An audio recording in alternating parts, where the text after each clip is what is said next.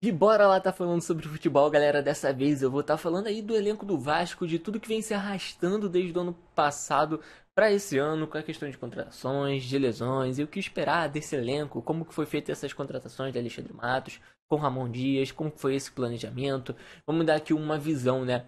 Então já deixa aquele like, se inscreve aí que tem muitas coisas para se falar, muitos milhões gastos, jogadores perdidos por lesões e vendidos. Essa tem uma grande questão. Mas acho que primeiro de tudo, a gente estava muito confiante nesse elenco, né? O elenco que a gente tinha, cara, a gente pôde ver que sabiam jogar, que tinham a técnica, entende? Que a gente pôde estar vendo eles sendo muita raça, guerreiros, tinham atitude, jogavam muito bem. Só que também a gente já se preocupava um pouco com quando eles jogavam contra times de baixo investimento, com times brigando ali na tabela, né? Na parte de baixo. Digamos assim, os diretos por rebaixamento. E, cara, essa sempre foi uma questão do Vasco desde o ano passado, né? Eles não conseguem manter o ritmo com esses times. Então, com certeza, isso vem se arrastando até hoje em dia. E algo precisa ser mudado até aí. E essa é toda a questão que o Ramon Dias precisa mudar isso. É ele que é o técnico e ele que tem que estar mudando.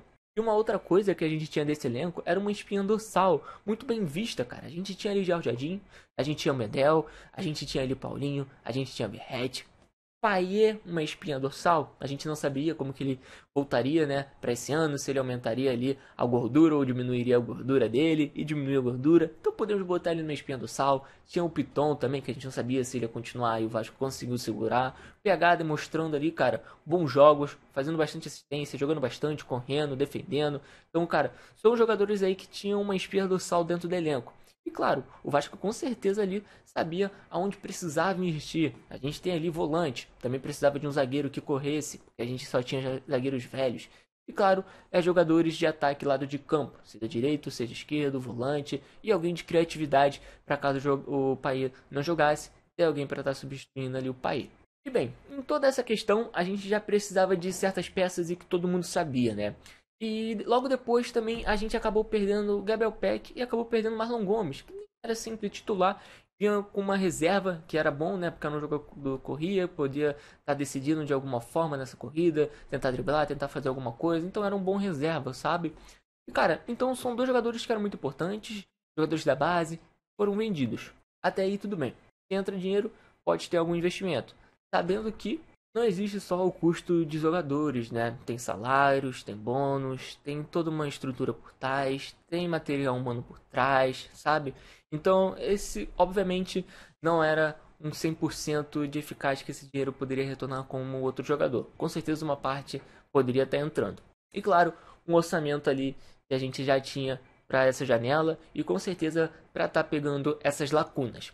Só que com essas lacunas que a gente tinha e ainda essas lacunas de reserva, que era um pouco Marlon, e de titular, que era o Gabriel Peck, a gente acabou tendo mais falta de jogadores. E com certeza isso é, já ficou meio que todo mundo alerta como que seria a janela do Vasco, né? E aí, cara, o Vasco com certeza ele veio com planejamento de ter João Vitor, que era um zagueiro que corria bastante, com um alto investimento, e que com certeza, cara, tá valendo esse investimento. Ele tem feito bons jogos, ele consegue desarmar, ele consegue correr bastante. Cara, a gente já viu ele de lateral direito, a gente já viu bastante ele dentro do ataque, ele já correu bastante, já ajudou bastante. Então, sim, ele é um bom zagueiro. Talvez por um preço menor, poderia, mas não vejo assim um investimento tão alto que tá até agora se demonstrando um zagueiro muito bem. E aí, cara, veio a questão do Adshow. Adshow, ele não vem feito muitos jogos lá na França. Ele foi um alto investimento também. Ali para entrar no lugar do Gabriel Peck, né? Pelo lado direito. Só que o Adshow, ele basicamente não tem a perna direita. Cara, isso é uma grande falta. Porque o Gabriel Peck, ele tava jogando com a direita também. Ele sabia jogar com as duas. O Adshow, ele é muito previsível, entende? Sempre corre de reto, entra pela esquerda. Não tem como, é sempre a mesma jogada. Então, cara, não vejo ele acima do Gabriel Peck, uma reposição acima, sabe? Ele precisa estar evoluindo ainda nesse meio e nesse quesito. Mas tudo bem, pegou uma lacuna ali na zaga, pegou talvez uma lacuna ali na frente, não totalmente titular, não com aquele nome todo, mas ainda falta. Ainda falta alguém pro lugar pro Verratti, ainda falta alguém para volante, ainda falta alguém para substituir o Payet e também alguém ali para ficar no ataque no lado esquerdo, né? Então a gente ainda tinha algumas lacunas para serem fechadas, que já foram aí basicamente 100 milhões, né? E nesse meio tempo, cara, a gente acabou perdendo também junto com essa questão da contratação de João Vitor, que eu acho que veio antes da perda de Paulinho, mas com certeza veio antes ali do Jair, porque já acho que já sabiam que o Jair ia se machucado. Agora não lembro. Não, já sabiam que o Paulinho ia se machucado, já tinha machucado, né, na compra do Adson. Então, cara, o Vasco acabou perdendo o Paulinho, que era o meio de campo, que ele fazia o desarme, ele era meio que um motorzão dentro do Vasco, ele atacava e ele fazia o famoso box to box, né? Ia pro ataque, ia pro defesa. Um grande jogador ali no meio de campo que ocupava tudo. Era um jogador que estava em cima sempre. E o Vasco não tinha isso. E também acabou perdendo o Jair, né? E aí, cara, é mais um jogador que aparece bastante no ataque, também que defende. Então, ali já foram mais duas peças, basicamente cortaram o Vasco e que tiraram endossal, deixaram o meio de campo totalmente aberto e o Vasco continuava com as lacunas. Nesse meio tempo, o Vasco acabou tendo que estender várias vezes essa questão de planejamento de investimento no jogador. Com certeza você tem um jogador aí que é machucado, que fica um ano fora, não está totalmente do planejamento, é algo a ser visto, com certeza, já se espera, mas, né, daquele jeito.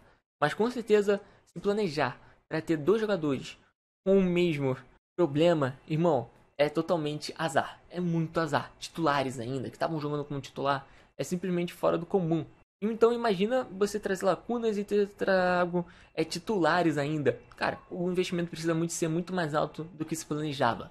E com certeza, depois dessas perdas dentro de campo de título e o grande investimento que fez no Adson e fez o grande investimento no João Vitor, cara, a torcida com certeza ficou muito bolada, porque se gastou com muitos jogadores e tá faltando muitas lacunas em aberto. E, irmão, a gente tá com um time pior do que o do ano passado. Tá pior. Não tem como dizer que tá melhor ou igual. Pra mim, na minha visão, tá pior. Precisa tá trazendo mais alguém, cara. Precisa tá trazendo um box-to-box urgente, que é o Marlon Freitas, cara. A gente tem aí agora, pelo menos, um reserva pro Verret, pra caso tenha algum problema. Mas, irmão, não dá. A gente precisa de jogadores titulares, precisa estar trazendo alguém para o meio de campo urgentemente. Não tem como, o Zé Gabriel não tá lidando. O Galdames não tá lidando, cara. São dois jogadores que não tem aquela pegada. Eu acho que com certeza se tivesse um Paulinho ali, cara, seria muito bom com o Galdames. Sério, seria algo fora do normal. E, cara, com certeza com o Jair seria, tipo, muito bom. Agora imagine se, cara, o Jair e o Paulinho não tivessem machucados. O Vasco estaria com um time muito melhor no dia de campo. Seria muito mais fácil para fazer essa ligação. A gente não teria esse grande problema de deixar o meio de campo aberto. Só que tá aí. Os altos investimentos e agora precisa de mais recursos para fazer mais investimentos e trazer jogadores titulares. E também podem se dizer que são caros. E passando por toda essa visão, galera, o Alexandre Matos ele trouxe o David, ele trouxe o Adson, trouxe o João Vitor, o Galdames foi na 7-7. E com certeza, cara, a gente se esperava muito mais de uma janela do Alexandre Matos, uma janela muito mais criativa, trazendo jogadores talvez com menos dúvidas. Só que vem toda aquela questão entre Copa do 77, Alexandre Matos, Ramon Dias. Mano, teve essa questão do Cuéllar, que com certeza ali já ajudaria bastante. A gente teve a questão do Pedro Henrique, que era um ataque do lado esquerdo, que já seria uma lacuna a menos. Só que realmente agora a gente está precisando arrumar o meio de campo. O meio de campo precisa estar vindo alguém novo, precisa estar vindo um cara box to box. E com certeza o elenco já tinha lacunas e agora está tendo mais lacunas ainda, cara. Esse planejamento que teve de início de dinheiro, de orçamento, foi tudo por água abaixo. Precisa ser expandido para trazer novos jogadores e titulares. E com certeza, cara, isso é muito ruim vendo essas duas lesões, porque o Vasco precisa contratar titulares, precisa fazer altos investimentos, altos salários, compras, mais parcelas. E meio que o Vasco ele não consegue estar fazendo aquele investimento de alta qualidade. Acredito que eles iam se fazer com o João Vitor e com o Adson, sabe? Com investimentos altos e com menos jogadores vindo. Só que agora eles trouxeram poucos jogadores com muito dinheiro, só que teve muitas lacunas e abertas no meio desse processo que vai fazer com que precise estar gastando mais e com mais jogadores, sabe? Então, cara, foi completamente algo terrível tudo que aconteceu com o Vasco com essas duas lesões. Meio que acabou com o time. Mas a gente espera uma janela muito mais criativa do Alexandre Matos.